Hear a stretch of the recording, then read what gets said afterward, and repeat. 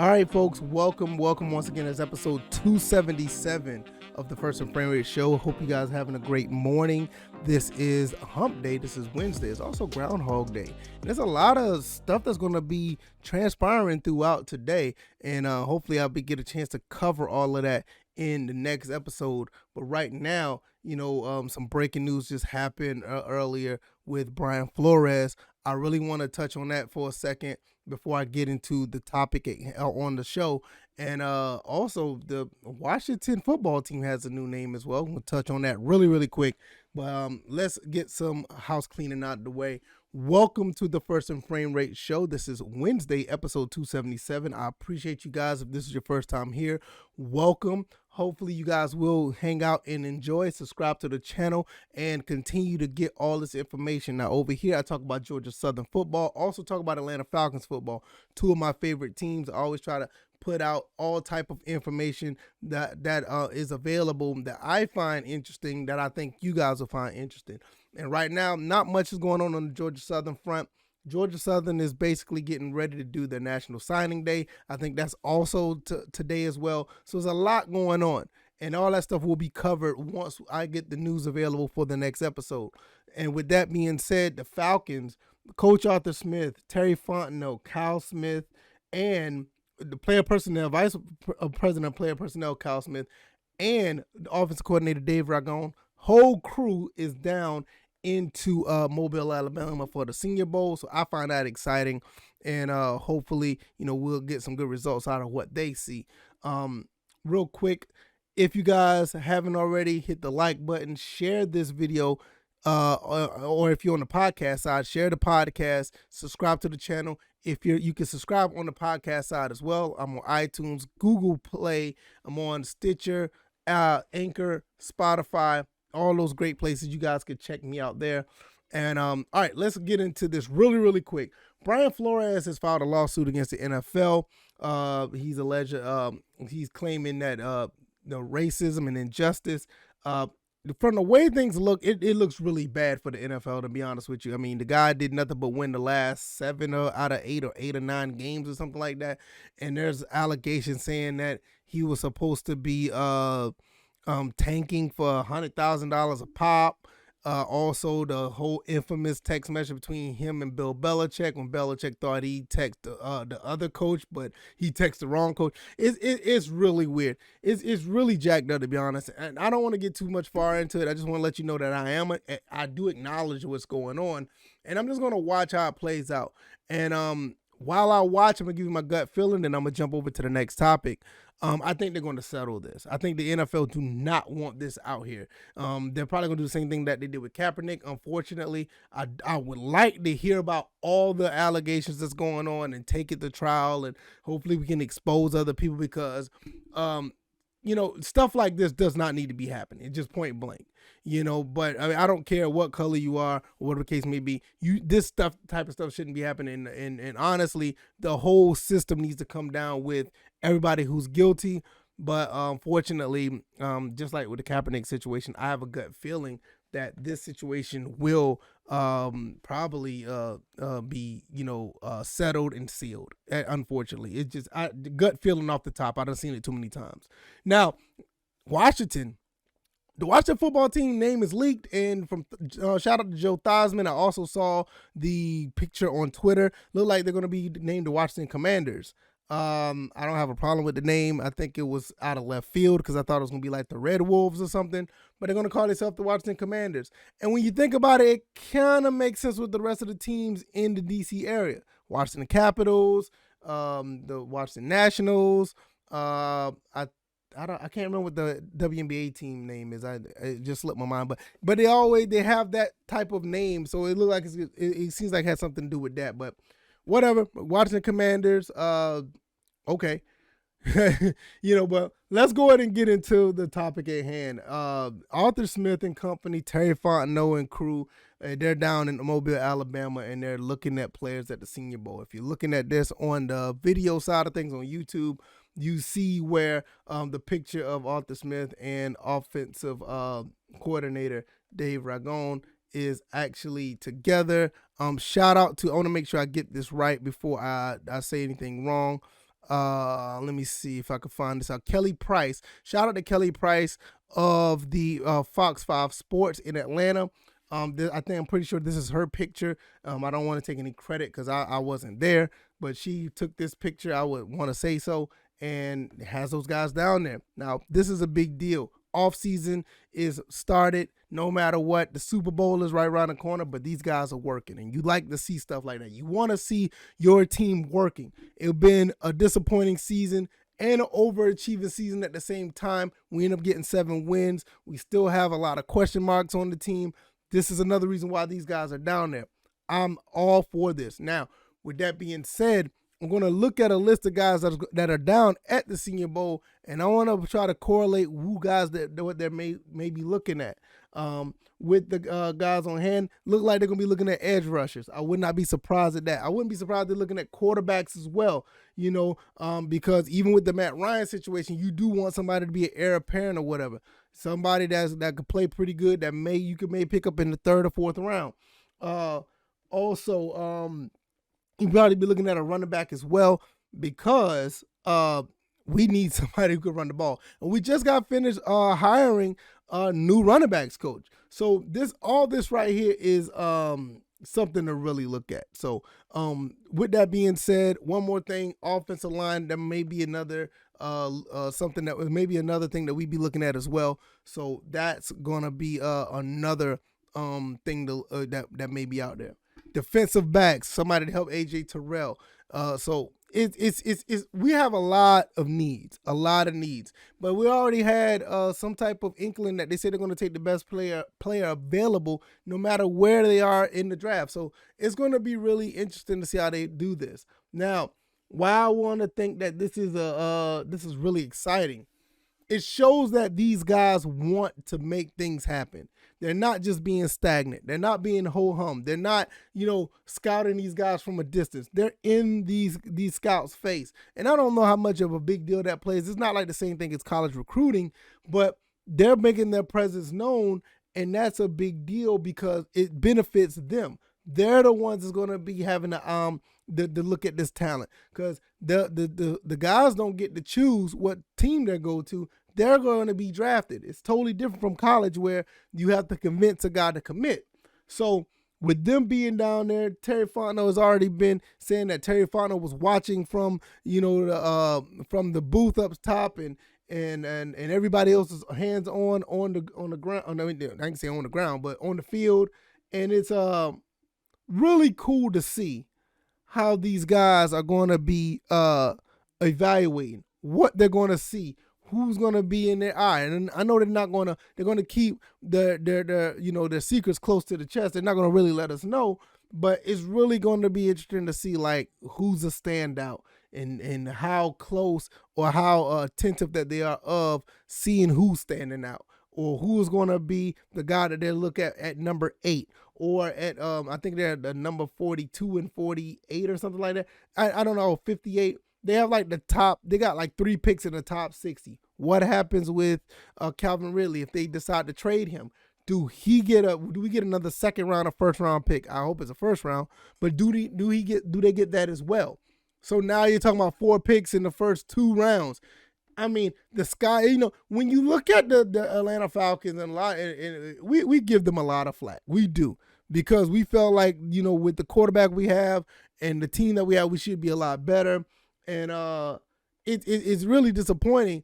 But for them to win 7 games and still be in a position to get a lot of picks to continue to build on what with Coach Smith and Terry Fontenot started is actually amazing when you really think about it at the end of the day.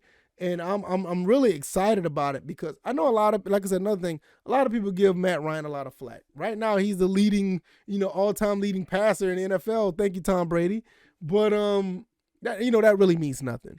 My thing is Matt Ryan has played very tough this season, and I feel that he can continue to play at a high level. One of the main things we're going to have to do is definitely keep him upright. Definitely keep him upright. Now, I've always said that you keep Matt Ryan upright, you always have a chance to win. Unfortunately, we haven't been able to do so very well. And despite all that, we've been doing okay. As far as, going 7-10, because to be honest with you, this is a 3-win team.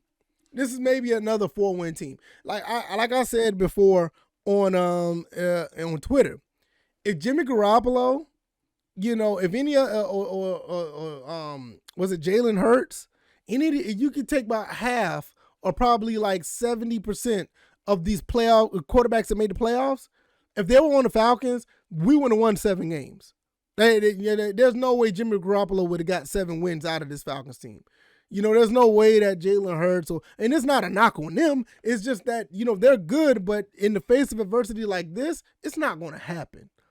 You know what I'm saying? I don't care how mobile you are. Like if you got an Aaron Rodgers or a Tom Brady, hell, even a Matt, maybe. You know what?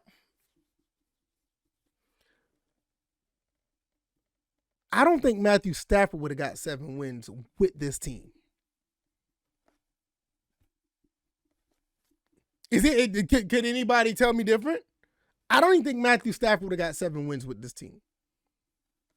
And like I said, it's not a knock on him. I'm just looking at the total, the total picture of this. I just don't see it. But with that being said, it's like when you got what you have, and you can build off of it, you get some more. You fortify, or you solidify that offensive line.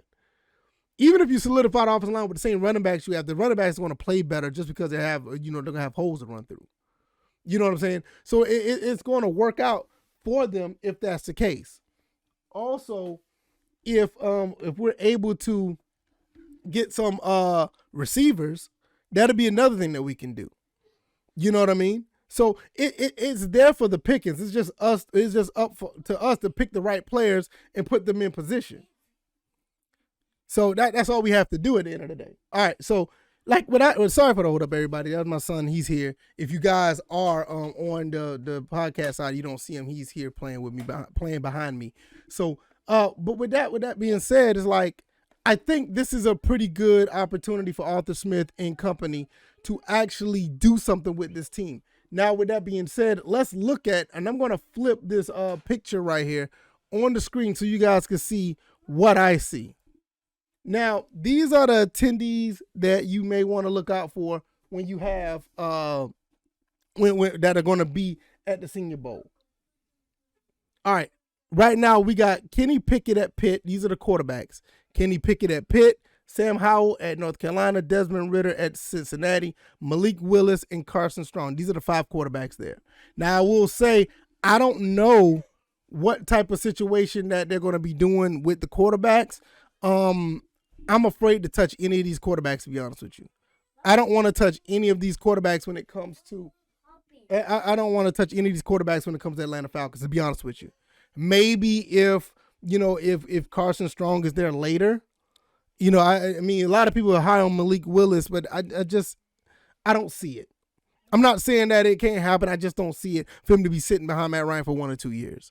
So maybe there'll be something else we'll see, but I don't know. Looking at running backs, Hassan Haskins at Michigan, James Cook at Georgia, Tyler Batty at Missouri, and Brian Robinson at Alabama. Jerome Ford at Cincinnati, which I think this is the guy right here. Jerome Ford at Cincinnati might be that guy. Rashad White at Arizona State and Zaquadri White at South Carolina. James Cook obviously is the favorite for a lot of Falcons fans because he played at Georgia. Brian Robertson, he could be good too. But I don't know. It's something about Jerome. I like Jerome Ford. I like him a lot. Hassan Haskins not bad either, but I like Jerome Ford a lot. I like him. I would like them to pick up a running back like him. That'd be a good pick.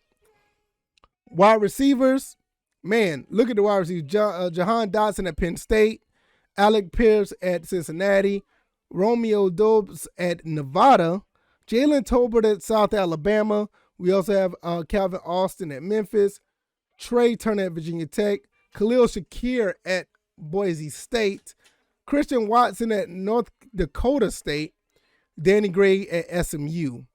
I don't see anybody that stands out, to be honest with you. I don't know. I don't know any of these guys. I know Alec Pierce for the most part because I watch him play in the playoff game. But I'm looking at other receivers, to be honest with you, that are not listed here. So I'm just going to pass by them. Tight ends, I'm not even going to look at a tight end because of, Kyle Pitts. All right, let's talk offensive linemen. Offensive linemen is a need that we definitely need. There's no doubt about that. Daniel Falele. I think I said that right. Daniel Falele. He's a huge offensive lineman. I remember when Georgia Southern played against Minnesota, and I think he's like 6'9", 400 pounds. I don't know if he's going to be like the top offensive lineman because I already talked about other guys that we should pick. The guy from Alabama, preferably. But he's a pretty good pick right there. He's a pretty good one. I'm looking at these other ones. I'm looking here. Zion Johnson, maybe from Boston College, is not a bad pick. Ed Ingram should be a pretty good one.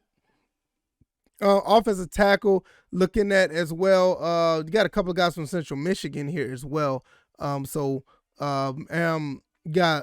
Godecki, and we have Bernard Remain. I mean, God, I can't read today.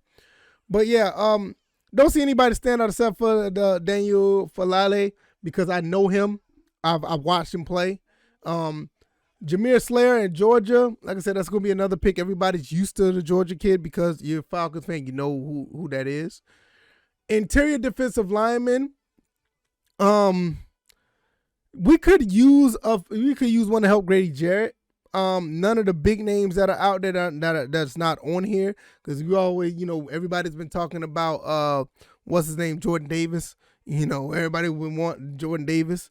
But if I had to look for somebody, Devontae Wyatt is a good pick, and Ferdarian Mathis is another one.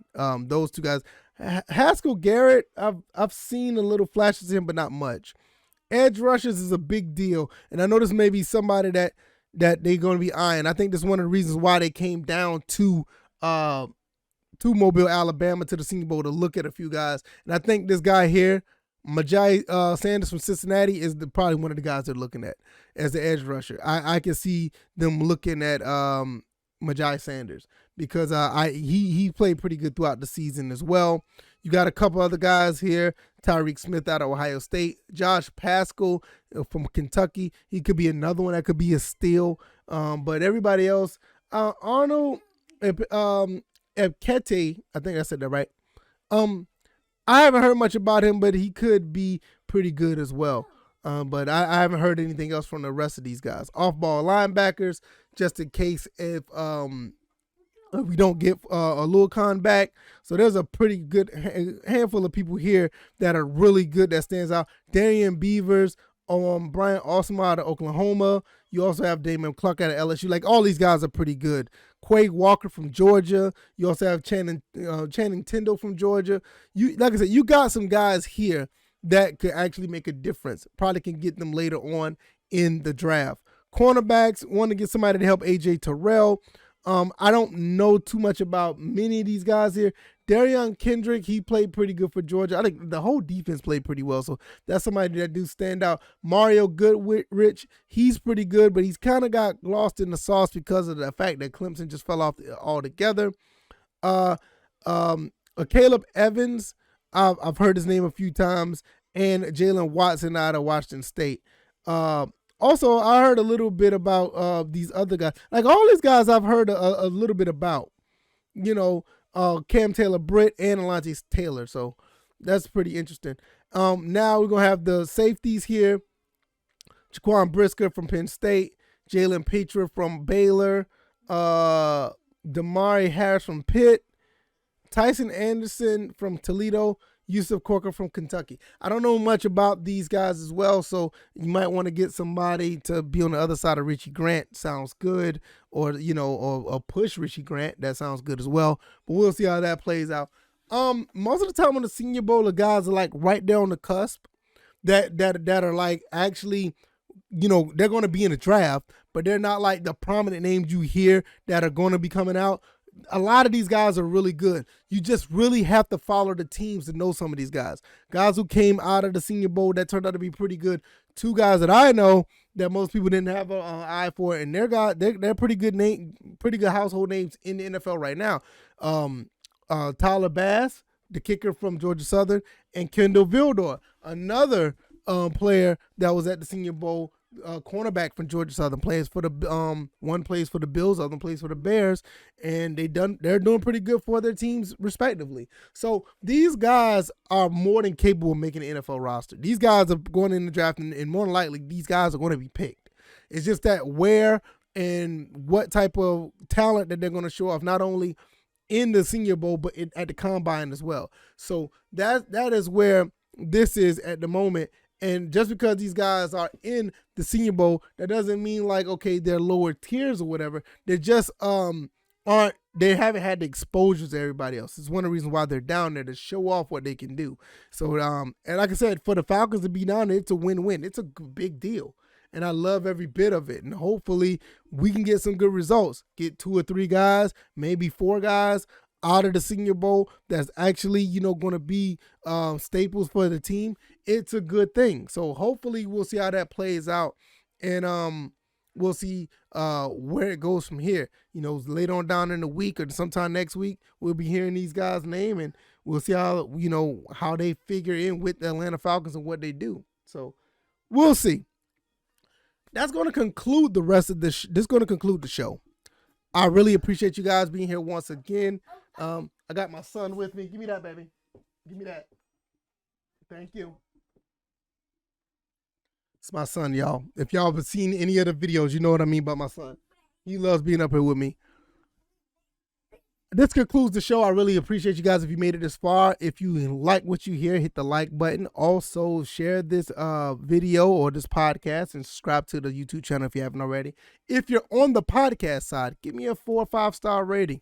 Got a couple of hiccups with my son here, but I'm just letting you guys know this is about as real as it gets. Not much editing going on here.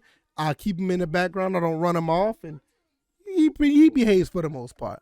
But with that being said, thank you guys. Give me a 4 or 5 star rating. Subscribe to the podcast if you like. Also, if you would like to,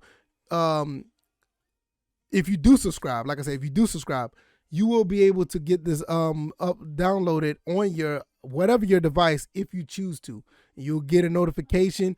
Also, whenever you get ready to listen to the show, you'll be able to be on Program Manager. All right, that's going to be it for me. Thank you guys once again. I'm going to be up out here. Enjoy the rest of your Wednesday. It's going to be a lot of news for episode 278. Hopefully, you guys will come back and chill with me as we talk about the Atlanta Falcons and Georgia Southern football. All right, y'all. Y'all take it easy. Y'all be blessed. Peace.